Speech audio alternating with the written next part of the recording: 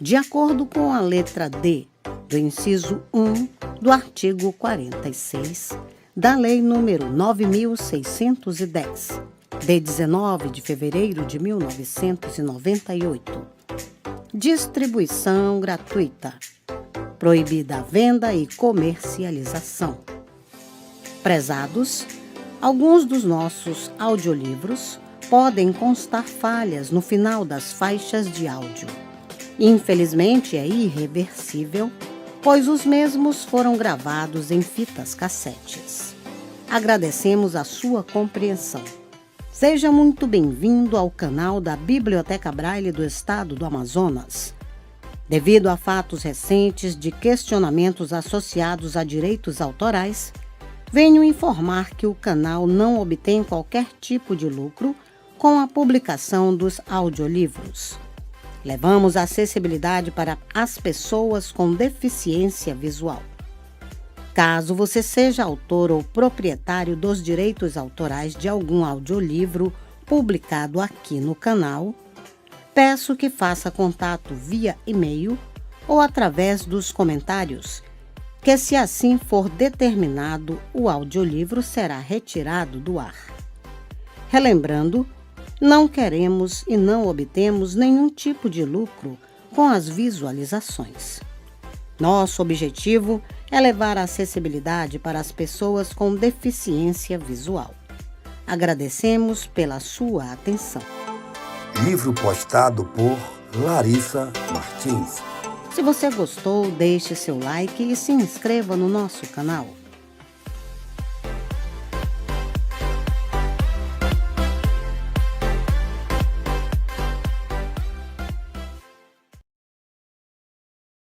Esse livro foi gravado mediante autorização da editora nos estúdios da Fundação Dorina Noil para Cegos, lido por Sidney Martins em dezembro de 2002.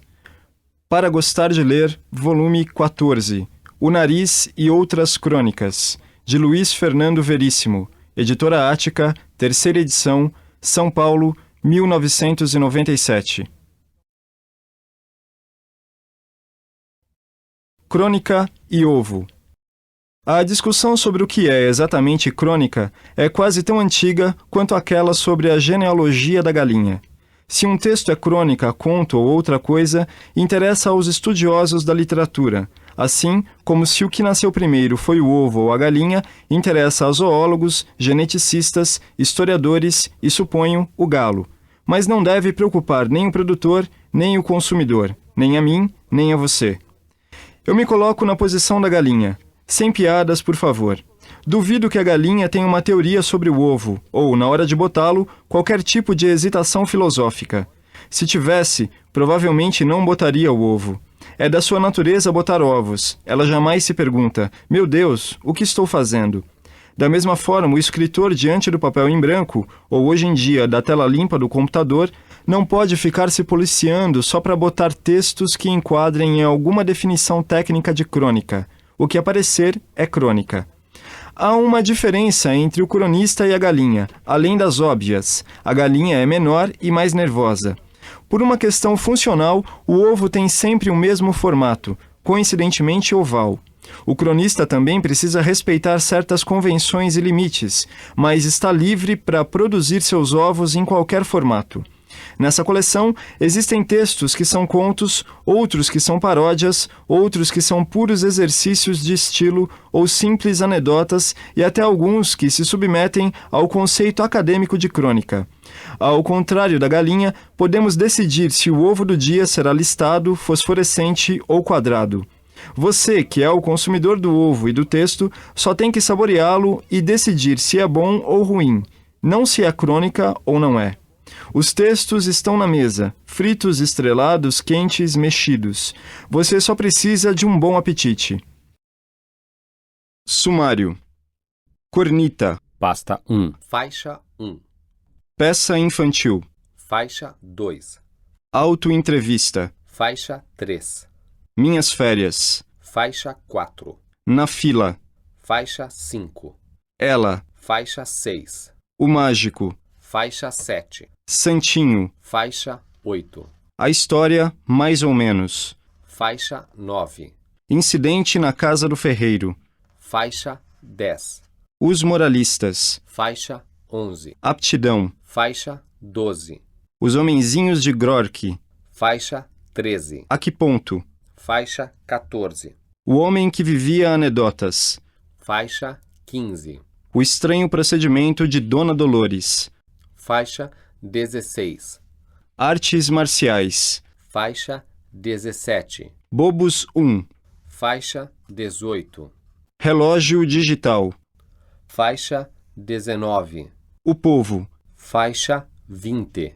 Critério. Faixa 21.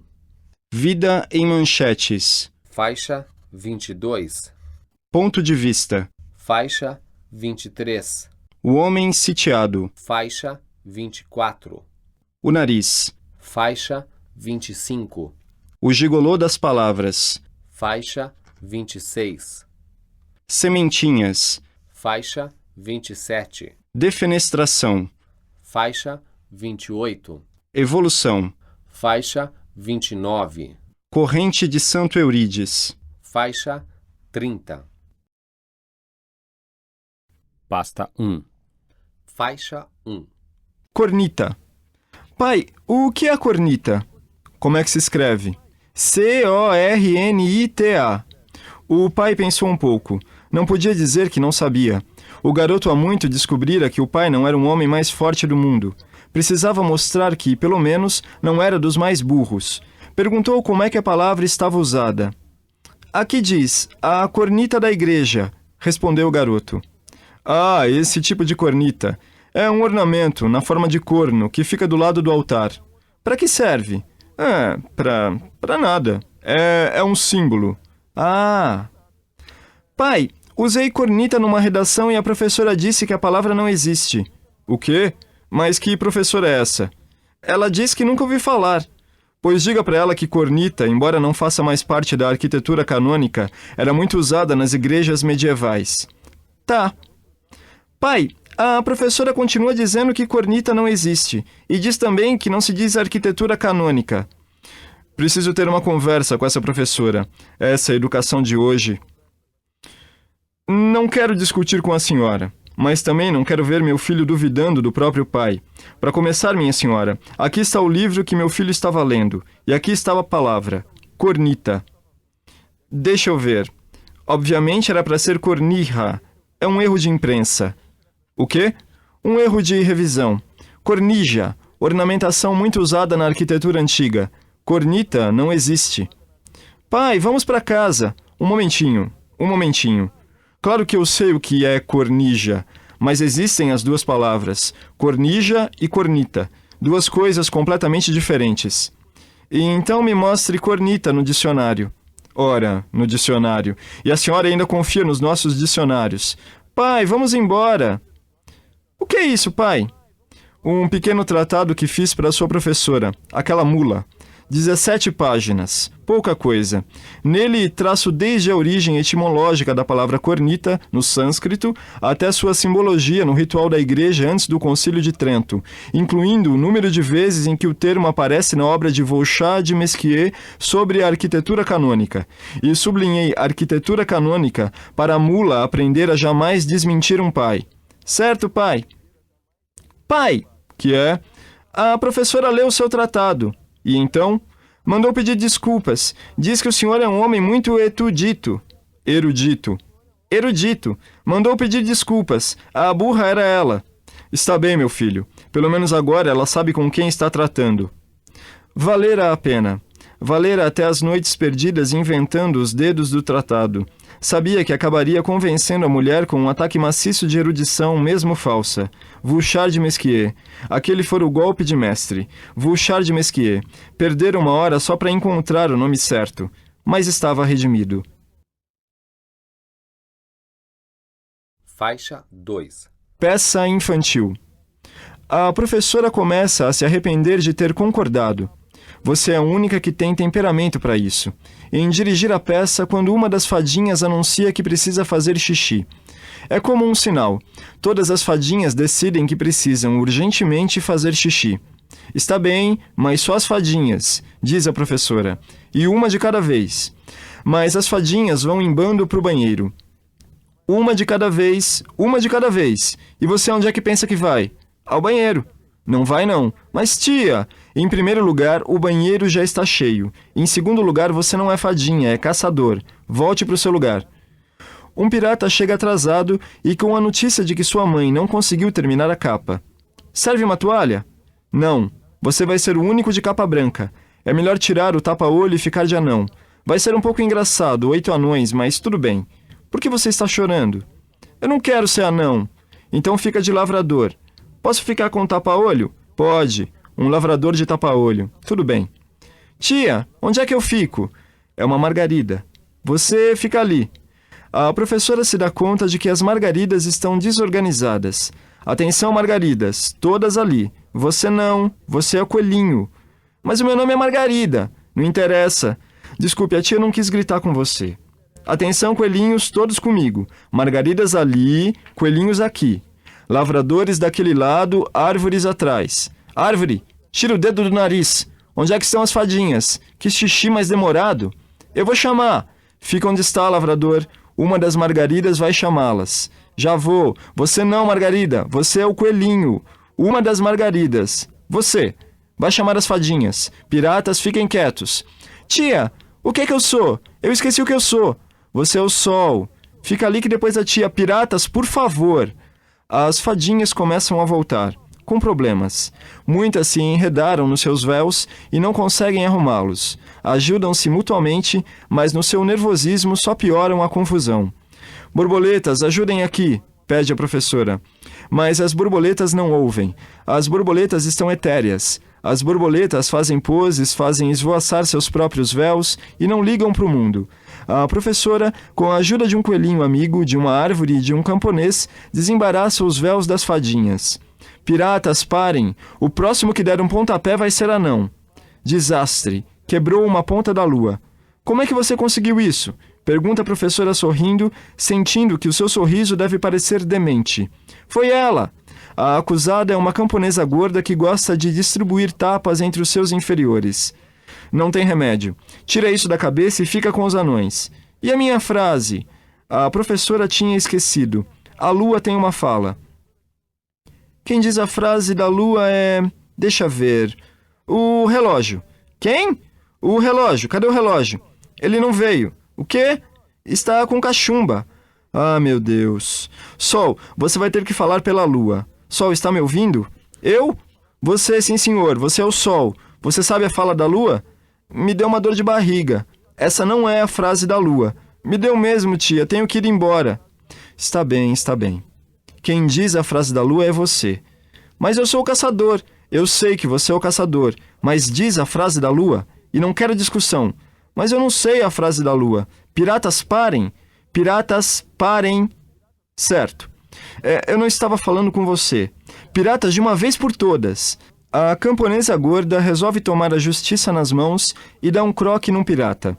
A classe é unida e avança contra a camponesa, que recua derrubando uma árvore. As borboletas esvoaçam. Os coelhinhos estão em polvorosa. A professora grita: parem, parem. A cortina vai abrir, todos a seus lugares, vai começar. Mas tia, e a frase da lua? Boa noite, sol. Boa noite. Eu não estou falando com você. Eu não sou mais o sol? É, mas eu estava dizendo a frase da lua. Boa noite, sol. Boa noite, sol. Boa noite, sol. Não vou esquecer. Boa noite, sol. Atenção todo mundo. Piratas e anões nos bastidores. Quem fizer um barulho antes de entrar em cena eu esguelo. Coelhinhos nos seus lugares. Árvores para trás. Fadinhas aqui. Borboletas esperem a deixa. Margaridas no chão. Todos se preparam. Você não, Margarida. Você é o coelhinho. Abre o pano. Faixa 3. Autoentrevista. És ciumento? Nasci aqui na Bolívia mesmo. Nascer foi a melhor coisa que podia ter me acontecido. Eu não seria o que sou hoje se não tivesse nascido. Acho que foi um parto normal. Perguntei para minha mãe, mas ela insiste que não estava lá na ocasião. Desconfiei que havia alguma coisa errada comigo, porque papai trazia os amigos para me ver no berçário, mas apontava para outro bebê. Custei a falar. Durante 2 ou 3 anos, Apesar da insistência da família, só dizia meu nome, minha patente e meu número de série. Sou de Libra. Minha vida é regida pelo Saturno, Urano e, estranhamente, pelo maestro Isaac Karabichevsky. Já foste beijado? Me considero um homem de esquerda. Tenho certeza que meus filhos ainda viverão sob o socialismo. Em Paris, às minhas custas. Eu não tinha entendido o termo capitalismo selvagem, até que um representante do FMI desceu em Brasília, pediu que carregassem sua bagagem e um ministro da área econômica disse: "Sim, Buana." Não sei se o FMI vai interferir mesmo no país, mas quando sua comitiva esteve no Rio, um dos seus membros foi visto apontando para o Pão de Açúcar e perguntando: "O Cristo Redentor não ficaria melhor ali?" Não entendo por que uma nação inteira deva se submeter aos interesses dos banqueiros internacionais. Eles não são melhores que os banqueiros nacionais. Mas não me tomem por um esquerdista radical. Não sou nenhum Jorginho Guinle. Preferes loira ou morena? Bem, penso da morte a mesma coisa que penso das multinacionais. Ela está aí, existe, não há como evitá-la, pode ser até uma coisa boa na medida em que se cria empregos e etc. Mas sou contra. Quanto à vida eterna, minha preocupação não é se existe ou não. É chegar lá e encontrar os melhores lugares tomados por quem foi primeiro. Os etruscos devem ter todas as coberturas, os fenícios os terrenos do lago, e a gente acaba ficando num quarto debaixo de uma escola de dança flamenca, para sempre. Mas sou um materialista agnóstico. Não acredito em nada que eu não possa pegar, apalpar, cheirar ou morder. Não acredito na Luísa Brunet, por exemplo. Gostas do Roberto Carlos? Acho que não há clima para um golpe atualmente no Brasil, ainda mais no Rio, onde tem chovido muito, o que dá toda vantagem estratégica ao sapo, como se sabe. É cínico ou crês no amor? Tive uma infância comum, classe B, fundos. Minha família era tão classe média que tinha 3,2 filhos. Minha primeira experiência sexual foi com uma vizinha, mas ela nunca ficou sabendo. Parei de estudar quando decidi que a escola não estava me preparando para o que eu queria. Vagabundo. Tudo que aprendi foi a vida que me ensinou. Só não me perguntem a vida de quem. Em 16 anos de jornalismo, aprendi algumas coisas, como jamais apertar o botão marcado tabulador na máquina de escrever, porque desregula tudo. Sou eleitor desde 57, mas não me culpem pelo Jânio. Não fui só eu. Faixa 4. Minhas férias. Eu, minha mãe, meu pai, minha irmã Sue e meu cachorro Dogman fomos fazer camping. Meu pai decidiu fazer camping esse ano porque disse que estava na hora de a gente conhecer a natureza de perto, já que eu, a minha irmã Sue e o meu cachorro Dogman nascemos em apartamento. E até os 5 anos de idade, sempre que via um passarinho numa árvore, eu gritava: "Aquele fugiu!" e corria para avisar um guarda. Mas eu acho que meu pai decidiu fazer camping depois que viu o preço dos hotéis. Apesar da minha mãe avisar que na primeira vez que aparecesse uma cobra, ela voltaria para casa correndo, e a minha irmã Sue insistir em levar o toca-discos e toda a coleção de discos dela. Mesmo meu pai dizendo que aonde nós íamos não teria corrente elétrica, o que deixou a minha irmã Sue muito irritada, porque se não tinha corrente elétrica, como ela ia usar o secador de cabelo? Mas eu e o meu cachorro Dogman gostamos porque o meu pai disse que nós íamos pescar e cozinhar nós mesmos o peixe pescado no fogo e comer o peixe com as mãos. E se há uma coisa que eu gosto é confusão. Foi muito engraçado o dia em que minha mãe abriu a porta do carro bem devagar, espiando embaixo do banco com cuidado e perguntando: "Será que não tem cobra?" E o meu pai perdeu a paciência e disse: "Entra no carro e vamos embora." Porque nós ainda nem tínhamos saído da garagem do edifício. Na estrada tinha tanto buraco que o carro quase quebrou. E nós atrasamos. E quando chegamos no local do camping, já era noite. E meu pai disse: "Este parece ser um bom lugar, com bastante grama e perto da água." E decidimos deixar para armar a barraca no dia seguinte e dormir dentro do carro mesmo. Só que não conseguimos dormir porque o meu cachorro Dogman passou a noite inteira querendo sair do carro, mas a minha mãe não deixava abrirem a porta, com medo de cobra. E no dia seguinte, tinha a cara feia de um homem nos espiando pela janela, porque nós tínhamos estacionado o carro no quintal da casa dele, e a água que meu pai viu era a piscina dele e tivemos que sair correndo. No fim, conseguimos um bom lugar para armar a barraca, perto de um rio. Levamos 2 dias para armar a barraca porque a minha mãe tinha usado o manual de instruções para limpar umas porcarias que o meu cachorro Dogman fez dentro do carro, mas ficou bem legal, mesmo que o zíper da porta não funcionasse. E para entrar ou sair da barraca, a gente tivesse que desmanchar tudo e depois armar de novo. O rio tinha um cheiro ruim, e o primeiro peixe que nós pescamos já saiu da água cozinhado, mas não deu para comer. E o melhor de tudo é que choveu muito, e a água do rio subiu, e nós voltamos para casa flutuando, o que foi muito melhor do que voltar pela estrada esburacada.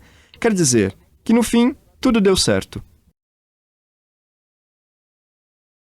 Faixa 5. Na fila. Olha a fila!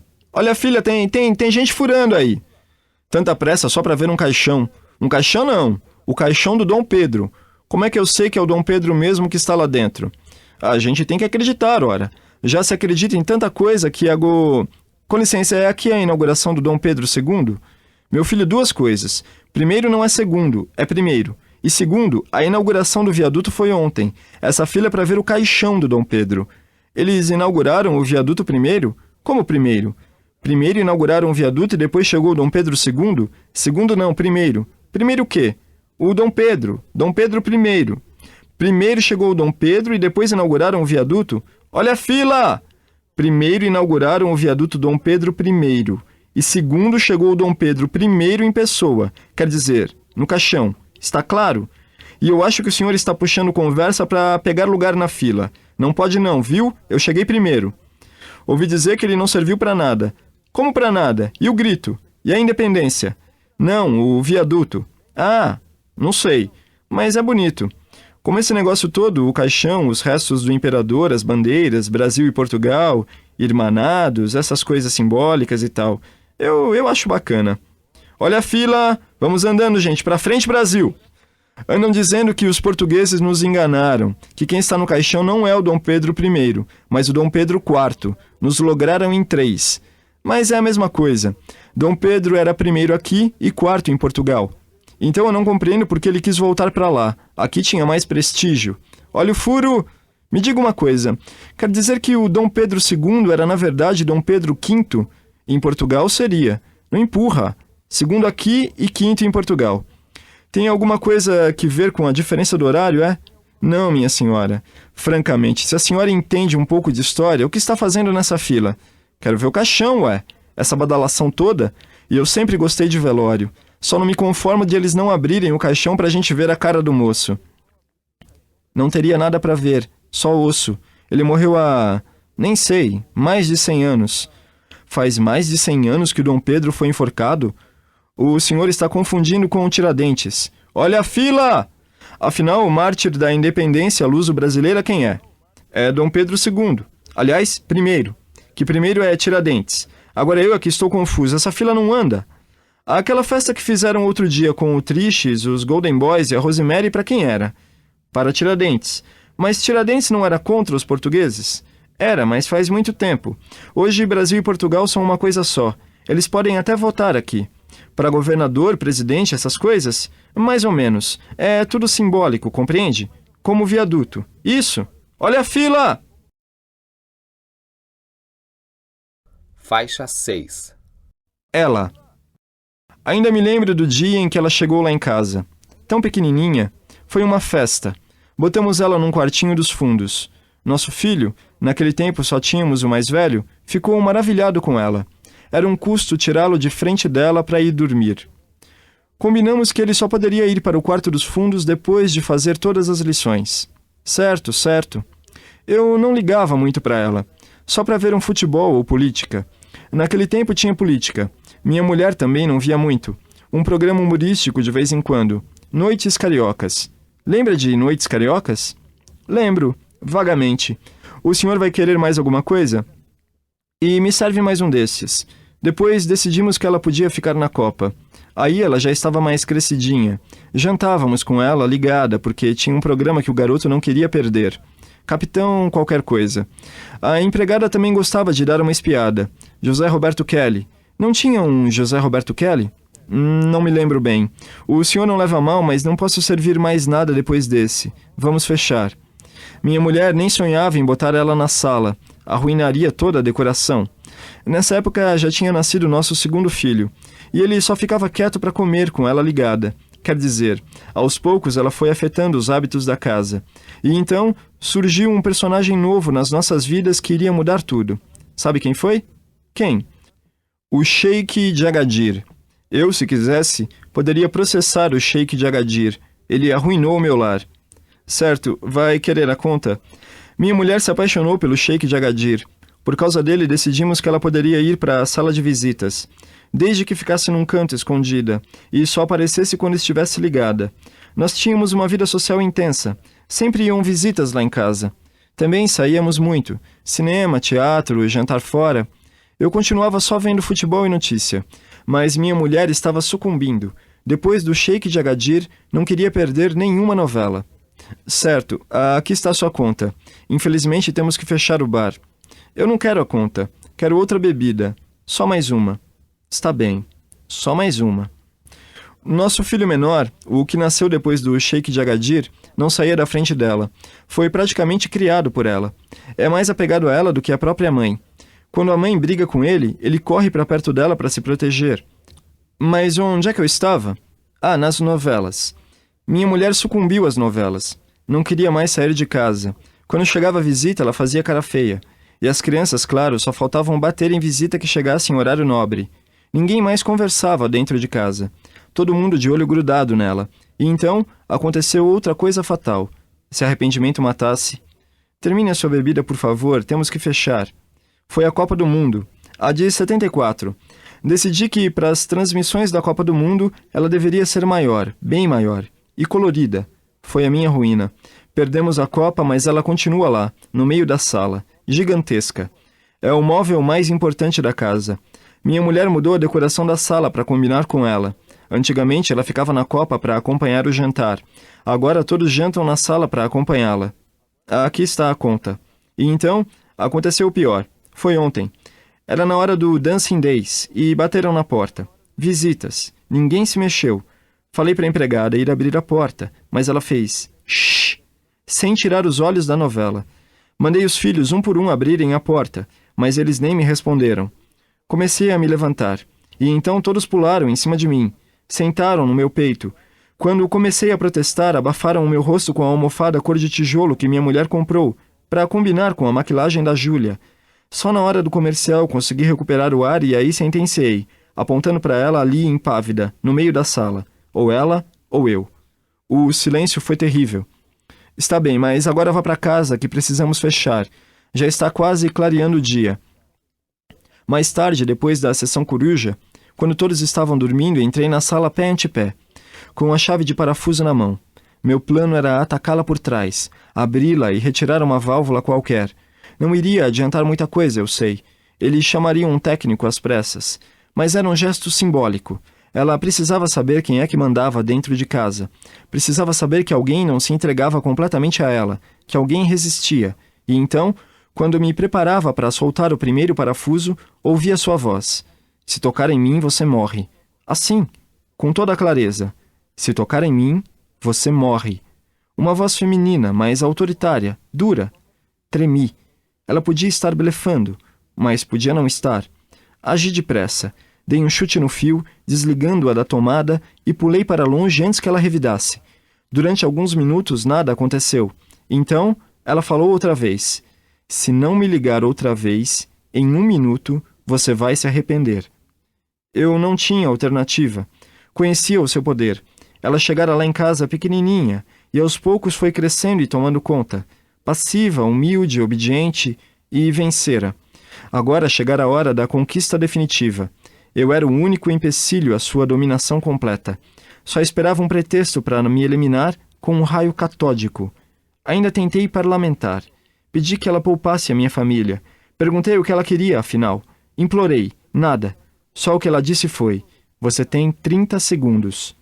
Muito bem, mas preciso fechar. Vá para casa. Não posso. Por quê? Ela me proibiu de voltar lá. Faixa 7. O mágico. Chegara o grande momento. O mágico caminhou até a beira do palco. Sua assistente Marialva, de maiô prateado, abriu os braços e com gestos graciosos parecia oferecer o mágico ao seu público. O mágico falou: senhoras e senhores, para terminar a minha apresentação dessa noite, tentarei realizar um truque jamais tentado em toda a história da mágica. Um truque que revolucionará todas as leis da física. pela primeira vez num palco, sem o uso de espelhos, alçapões, fundos falsos, projeções, hipnotismo, encanto ou milagre, uma mulher será transformada num pássaro. Sim, com um simples toque da minha varinha, transformarei minha gentil companheira numa pomba branca. Murmúrios da plateia. Marialva sorria. O mágico ergueu sua varinha e aproximou-se da assistente. Tocou seus cabelos salpicados de contas com a ponta da varinha. Nada aconteceu. Tentou outra vez. Nada. Ainda estava tentando, quando o pano fechou sob as vaias da plateia. O mágico abandonou a mágica. Foi ser carteiro. Não durou muito na nova profissão. Batia nas casas e dizia para o destinatário que abrisse a porta. E escolheu uma carta. Qualquer carta. Trabalhou como maître num restaurante. Novo fracasso. Quando virava a garrafa, saía confete no copo. Quando tirava a tampa da travessa, em vez de filé, aparecia uma pomba viva que saía voando pelo salão. As pessoas não entendiam, protestavam. Para acalmá-los, o mágico tirava um ovo da boca. Escândalo no restaurante. O mágico foi despedido. No quarto alugado, que ocupavam com 17 baús, argolas, lenços coloridos, alguns coelhos e 6 pombas brancas, o mágico e Marialva discutiam.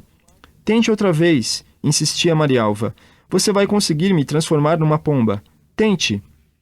Sou um fracassado. Você não pode desistir. Se não posso ser o maior mágico do mundo, não quero ser mágico nenhum. Você é o maior mágico do mundo. Se fosse, não teria falhado. Tente outra vez. Um dia, o mágico conseguira fazer o contrário. Transformar uma das pombas brancas numa mulher. Uma morena de maiô dourado, chamada Dagmar. Mas Marialva batera o pé e insistira para que ele desfizesse o truque. Ele foi ser vendedor de roupa para homens. Não sabia o que dizer. Quando mostrava o paletó para o cliente, dizia: nada nessa manga, nada na outra. O cliente não entendia. Não comprava. Foi despedido. No quarto alugado, Marialva, de maiô prateado, insistia. Tenta de novo. Pega a varinha e tenta. Um dia, a senhoria que morava no andar de baixo ouviu um grito do mágico. Um grito estranho, de surpresa e orgulho profissional. Deus deve ter gritado assim quando o primeiro pavão abriu sua cauda. A senhoria subiu e olhou pelo buraco da fechadura. Viu o mágico com sua varinha na mão e uma pomba que voava sozinha por dentro do quarto. Não viu Marialva. A senhoria desconfiava do mágico desde o dia em que o surpreendera subindo a escada com uma serra. Chamou a polícia. Quando o mágico abriu a porta para o inspetor, estava com uma pistola na mão. O inspetor recuou e gritou: não atire! Com surpresa, o mágico puxou o gatilho e um buquê de flores saltou da ponta do cano. Isto indispôs o mágico com a polícia, que desconfiou da sutileza. O inspetor começou a fazer perguntas. De trás do inspetor, a senhoria olhava para o mágico com desdém. Quantas vezes já o mandara livrar-se dos coelhos e das 6 pombas? O inspetor começou a fazer perguntas. Onde estava sua companheira? O senhor não vai acreditar, inspetor, mas... Não sente aí! O inspetor sentara numa cadeira de fundo falso e desaparecera por completo. Em seguida, ouviram gritos de dentro de um baú do outro lado do quarto. O mágico abriu o baú e o inspetor apareceu furioso. Não faça mais isso. Pergunte pela serra, sugeriu a senhoria. E a serra? Perguntou o inspetor. A serra? Ora, era para serrar minha assistente ao meio e... Na delegacia, o mágico não conseguiu explicar nada. O inspetor deu ordens para que procurassem os 2 pedaços de Marialva, mas nada foi encontrado. Depois de passar alguns dias na cadeia, onde se tornou popular entre os presos pelo seu hábito de tirar cigarros acesos de trás das orelhas, foi posto em liberdade por falta de provas. Correu para o quarto alugado.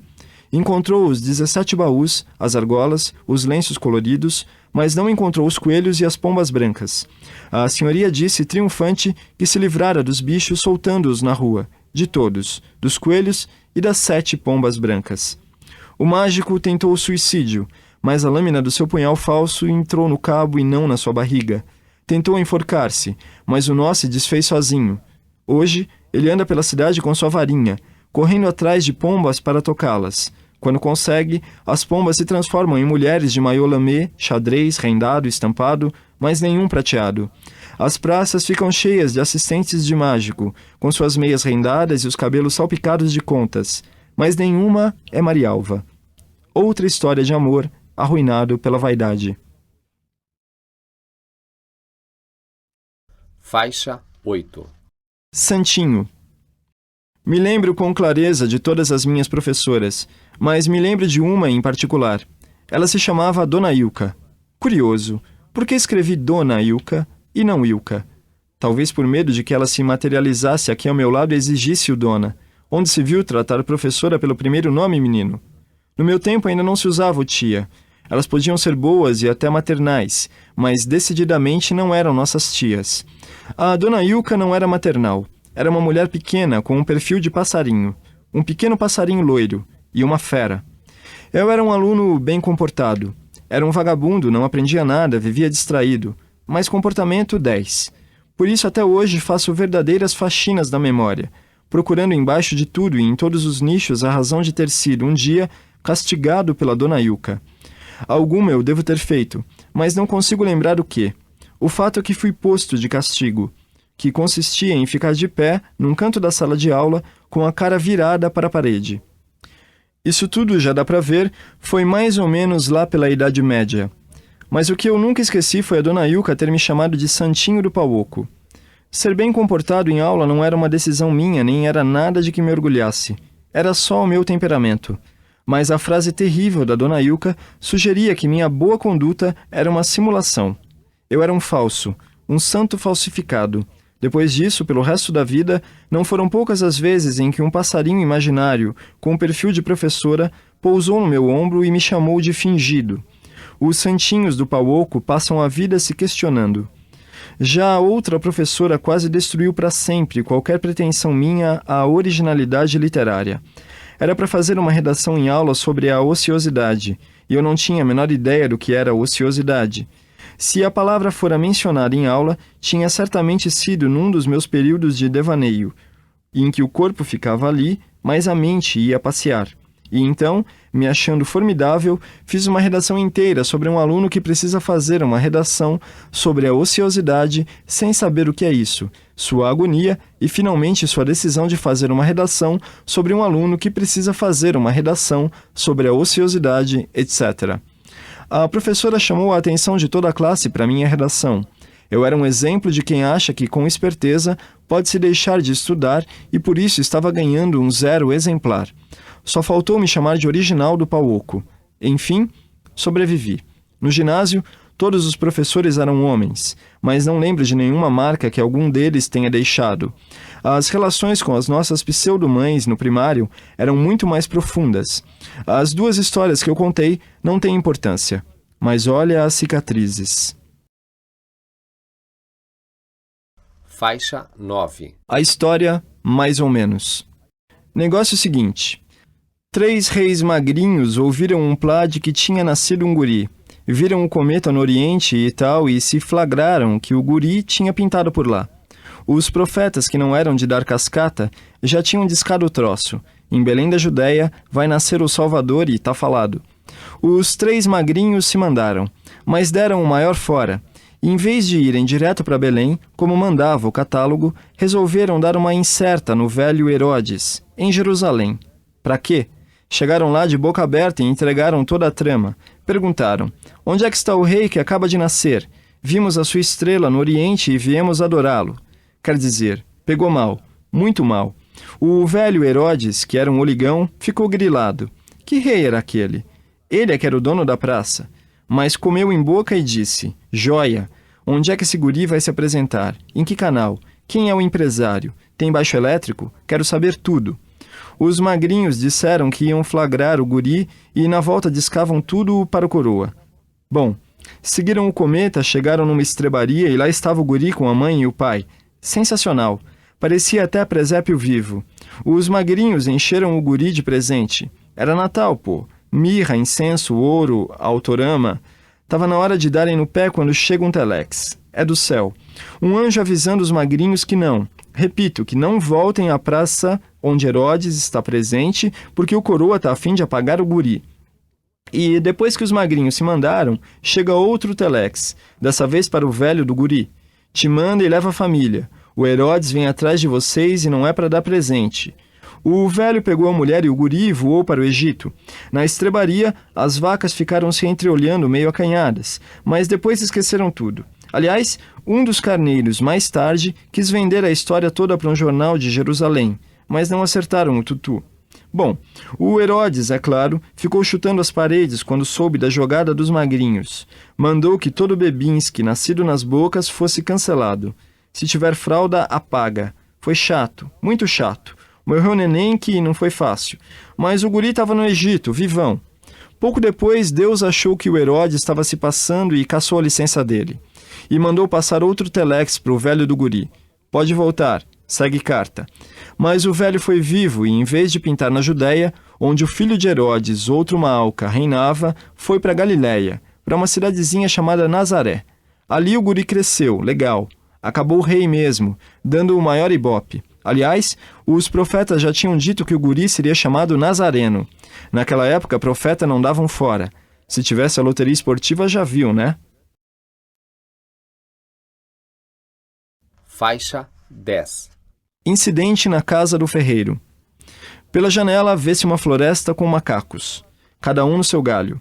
2 ou 3 olham o rabo do vizinho, mas a maioria cuida do seu. Há também um estranho moinho, movido por águas passadas. Pelo mato, aparentemente perdido, não tem cachorro. Passa Maomé a caminho da montanha, para evitar um terremoto. Dentro da casa, o filho do enforcado e o ferreiro tomam chá. Ferreiro. Nem só de pão vive o homem. Filho do enforcado. Comigo é pão, pão, queijo, queijo. Ferreiro. Um sanduíche. Você está com a faca e o queijo na mão. Cuidado. Filho do enforcado. Por quê? Ferreiro. É uma faca de 2 gumes. Entra o cego. Cego. Eu não quero ver. Eu não quero ver. Ferreiro. Tirem esse cego daqui. Entra o guarda com o mentiroso. Guarda ofegante. Peguei o mentiroso, mas o coxo fugiu. Cego. Eu não quero ver. Entra o vendedor de pombas com uma pomba na mão e 2 voando. Filho do enforcado. Interessado. Quanto cada pomba? Vendedor de pombas. Esta na mão é 50. As 2 voando, eu faço por 60 ao par. Cego, caminhando na direção do vendedor de pombas. Não me mostra que eu não quero ver. O cego se choca com o vendedor de pombas, que larga a pomba que tinha na mão. Agora, são 3 pombas voando sob o telhado de vidro da casa. Ferreiro. Esse cego está cada vez pior. Guarda. Eu vou atrás do coxo. Cuidem do mentiroso por mim. Amarrem com uma corda. Filho do enforcado com raiva. Na minha casa você não diria isso. O guarda fica confuso, mas resolve não responder. Sai pela porta e volta em seguida.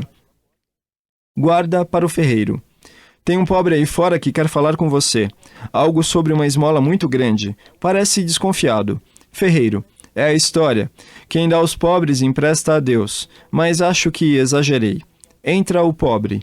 Pobre para o ferreiro. Olha aqui, doutor. Essa esmola que o senhor me deu.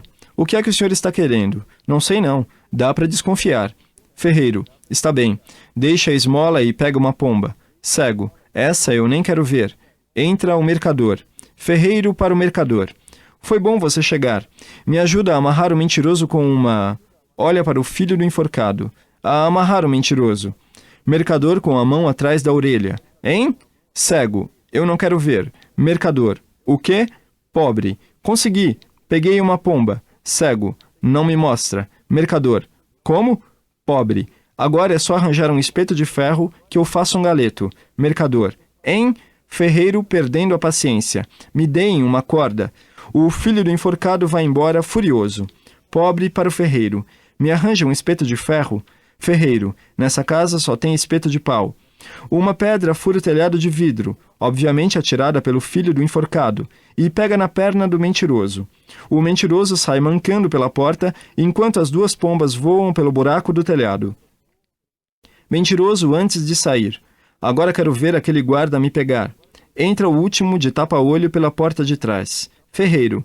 Como é que você entrou aqui? Último. Arrombei a porta. Ferreiro. Vou ter que arranjar uma tranca. De pau, claro. Último. Vim avisar que já é verão. Vi não uma, mas 2 andorinhas voando aí fora. Mercador. Hein? Ferreiro, não era andorinha, era pomba, e das baratas. Pobre para o último. Ei, você aí de um olho só. Cego, prostrando-se ao chão por engano na frente do mercador. Meu rei. Mercador. O quê? Ferreiro. Chega, chega. Todos para fora. A porta da rua é a serventia da casa. Todos se precipitam para a porta, menos o cego que vai de encontro à parede. Mas o último protesta. Último. Parem, eu serei o primeiro. Todos saem com o último na frente. O cego vai atrás. Cego. Meu rei, meu rei. Faixa 11. Os moralistas. Jorge, André, Geóvio e Paulo eram muito amigos. Amigos antigos, mais ou menos da mesma idade. Tinham se casado mais ou menos na mesma época. Saíam juntos quase todas as semanas, com as mulheres. Trabalhavam no mesmo ramo. Jogavam futebol juntos, num casados contra solteiros de praia. Eram inseparáveis. Quando ficaram sabendo que Paulo ia se divorciar, os outros 3 correram até sua casa. Encontraram a mulher de Paulo de cara fechada. O Paulo não estava. Tinha se mudado para um hotel. Os 3 amigos se tocaram para o hotel. Jorge foi mais veemente.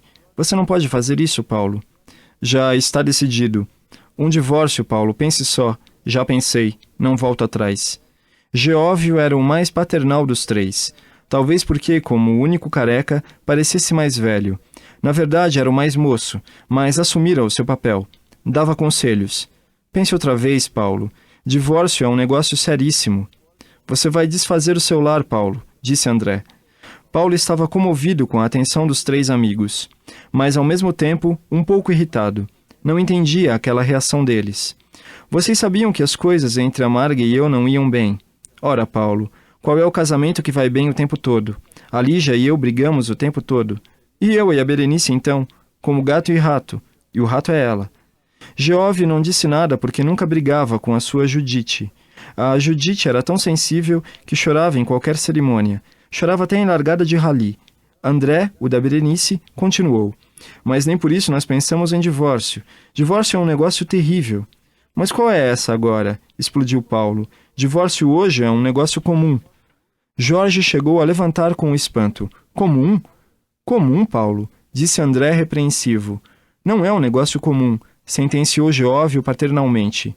Me lembro que vocês mesmos aprovaram o divórcio quando passou no Senado. Aquilo era em tese. A gente nunca pensa que vai acontecer com um amigo.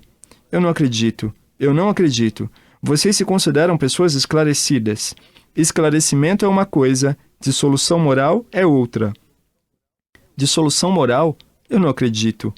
Paulo apelou aos céus com as mãos, ou ao teto do lobby do hotel. E a Margarida, Paulo? Pense na Margarida. Uma grande mulher, Paulo. Vocês não disseram isso naquela vez que ela chamou vocês de bêbados e expulsou todo mundo lá de casa. Fez muito bem. Nós estávamos bêbados e tínhamos que ser expulsos. Pense nas crianças, Paulo, no trauma. Mas nós não temos filhos. Então nos filhos dos outros, no mau exemplo. Mas não é possível. Que moralistas vocês me saíram. Espera aí um pouquinho, Paulo, disse André indignado como se de repente alguém tivesse posto a mãe no meio. Com essas coisas não se brinca. Eu sei que nós nunca falamos a sério nessas coisas, mas agora chegou a hora. Eu acredito na família. A família é tudo, reforçou Jorge. A família vale qualquer sacrifício, disse Geóvio.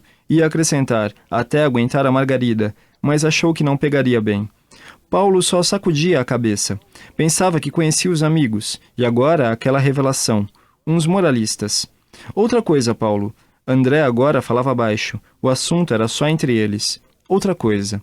A Margarida vai ficar marcada. Mulher divorciada já sabe. Mas vocês estão vivendo no século passado. Não? Perdão. Você sabe que o Rio ainda é uma província. Mulher divorciada é carniça. Enche de urubu em cima. Não é que eu aprove, mas... Você também, Paulo. Você vai ficar marcado. Nossas mulheres não aceitarão mais você. Você vai virar um pária social. Reprobo. Reprobo. Hein? Reprobo. O acento é no E. Reprobo. E nós mesmos. O quê? Não sei se nossa amizade continuaria a mesma. Afinal, você não seria mais o mesmo. Eu acho que estou sonhando. Eu, se fosse a família brasileira, desconfiaria de defensores como você. Logo você, Jorge, que tem conta corrente em motel na Barra. Paulo, sem brincadeira, o assunto é sério. Pensa mais um pouco, Paulo. Se não pela moral cristã, então pela nossa amizade, Paulo. Bom, se vocês põem a coisa nesse pé... Na saída do hotel, Jorge, André e Geóvio cochicham entre si. Será que ele se convenceu? Acho que sim. O safado querendo cair fora logo antes do jogo decisivo. No próximo Casados contra Solteiros da Praia, o time dos casados ainda contaria com Paulo no gol, o único jogador insubstituível do time. E o time dos casados, sim, valia qualquer sacrifício, até aguentar a Margarida.